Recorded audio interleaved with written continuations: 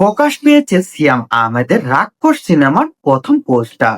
ইতিমধ্যে সিয়াম আহমেদের প্রথম পোস্টারটি সামাজিক যোগাযোগ মাধ্যমে রীতিমতো তৈরি করেছে আলোচনা।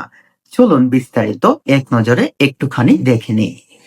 একটি চেয়ারে বসে আছেন সিয়াম আহমেদ, পায়ের উপর পা তুলে, ঠুটে সিগারেট, পা হাতে রক্তমাখা চাপাতি, মুখে জমাট বাঁধা রক্ত।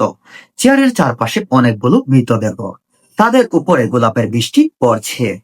সিয়ামের মাথার উপর লাল রঙের রাক্ষস সিনেমার লোগো।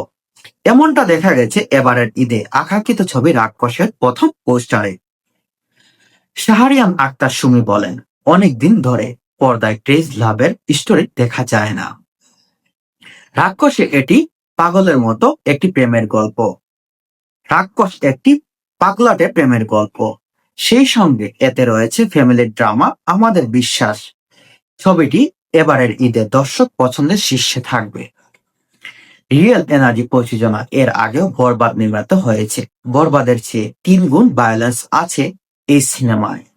তার তার বিশ্বাস দর্শক ভালোভাবে নেবেন এবং যারা এবার রাক্ষস দেখবেন তারা বারবার দেখতে চাইবেন বলে জানান সুমি।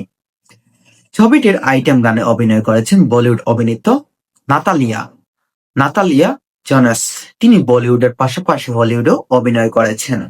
তাকে দেখা গেছে হাউসফুল 5, মাস্তি 4, 356 এর মতো জনপ্রিয় সিনেমাগুলোতে। এমনকি তিনি বিগ বস সিনেমায়ও অভিনয় করেছেন।